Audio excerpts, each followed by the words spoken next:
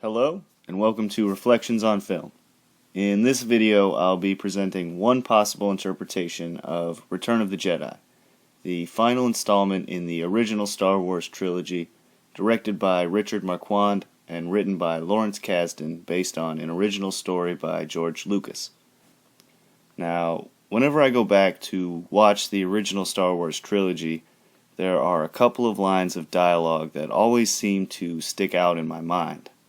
These lines are delivered by the Emperor near the end of Return of the Jedi, right after Luke turns himself over to Vader and is taken to the throne room of the new Death Star. The first of these lines comes right after the Emperor reveals that the rebel forces attacking the Death Star are flying into a trap. Take your Jedi weapon. Use it. I am unarmed. Strike me down with it. Give in to your anger.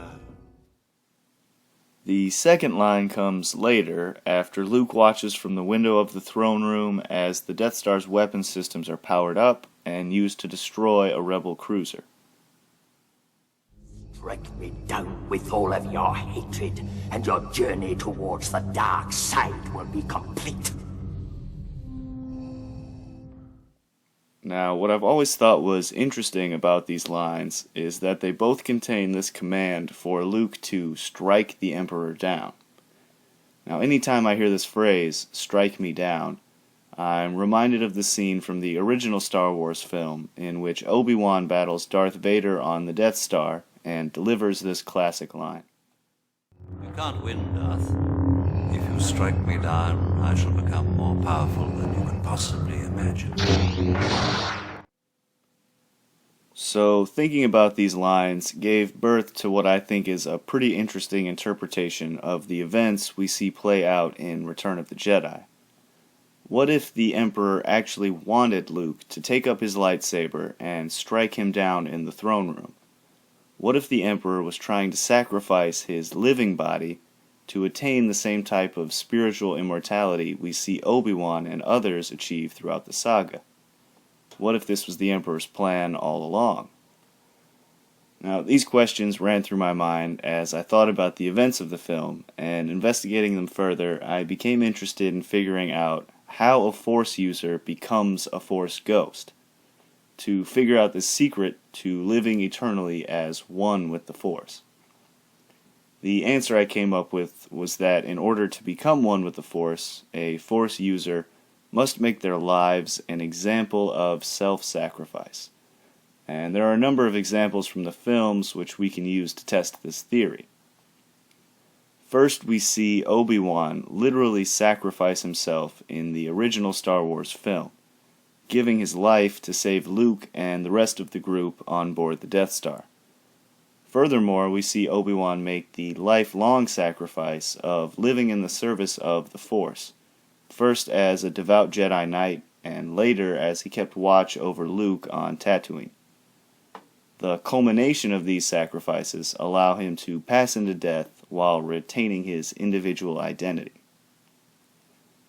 Similarly, Yoda lives his life in the service of the Force, in essence making every moment of his life an example of self-sacrifice.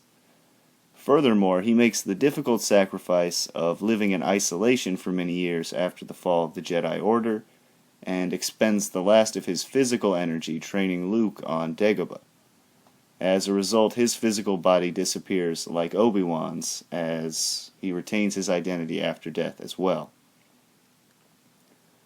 Our final example is that of the saga's main character, Anakin Skywalker, who is ultimately inspired by Luke to sacrifice his own life in order to destroy the Emperor and save his son. Even after committing the numerous atrocities we've seen him commit as Darth Vader, in his final moments he demonstrates the power to act in a totally selfless manner, and thus at the end of the film he's redeemed, appearing with Obi-Wan and Yoda in the form of a Force ghost. So if self-sacrifice is in fact the key to spiritual immortality within the Star Wars universe, the question then becomes, could the Emperor achieve this same power?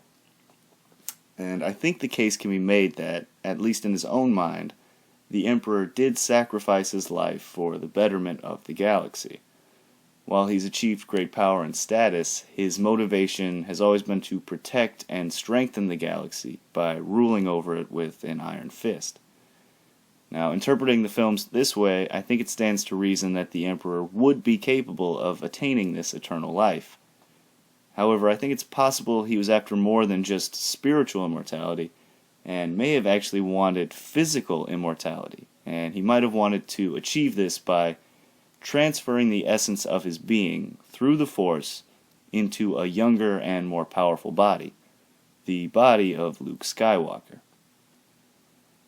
Maybe the Emperor's plan wasn't to just create a powerful new Sith apprentice, but to create a living being who was totally consumed by the dark side of the Force, while simultaneously ending his own life in an act of self-sacrifice. Maybe he wants Luke to kill Darth Vader, and then kill him. As a result, Luke would be totally consumed by his hatred, essentially becoming a living embodiment of the dark side of the Force. At the same time, within this interpretation, the Emperor would spiritually become one with the Force by sacrificing himself to Luke's vengeance. Thus, through their shared perception of the dark side of the Force, the Emperor could have the means to take control of Luke's mind and body, essentially using the power of self-sacrifice to transfer the essence of his being into Luke. What I find interesting about this interpretation is that the only way Luke is able to stop the Emperor is to make his own act of self-sacrifice. Luke defeats his father in battle, but refuses to give in to the dark side, throwing down his weapon. The Emperor then tortures Luke, who calls out to his father for help. Luke's sacrifice then triggers Vader's sacrifice, who picks up the Emperor, absorbs the Force lightning being shot at Luke, and throws the Emperor to his death. Now, I know that this isn't the way George Lucas intended the film to be interpreted. In the audio commentary on the Return of the Jedi Special Edition Blu-ray, he says that the Emperor's goal is really just to turn Luke to the dark side and make him his new apprentice. But I think interpreting the film in the way I've laid out is interesting for a couple of reasons. First, it makes it easier to look at the Jedi and Sith as more than just representations of good and evil. If both groups are capable of becoming one with the Force through self-sacrifice, then we can see the Force not as two separate entities, a light side and a dark side, but as one whole entity which the living tend to perceive in a dualistic sense.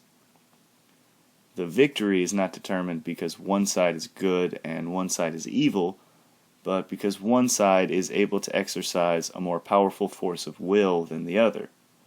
Luke is more resolute in his willingness to sacrifice himself than is the Emperor.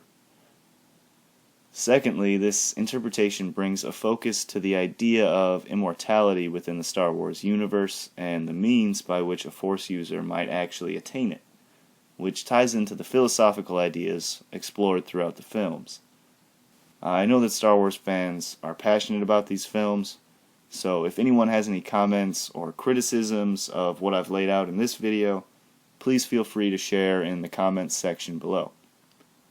Once again, this has been Reflections on Film, and as always, thanks for watching.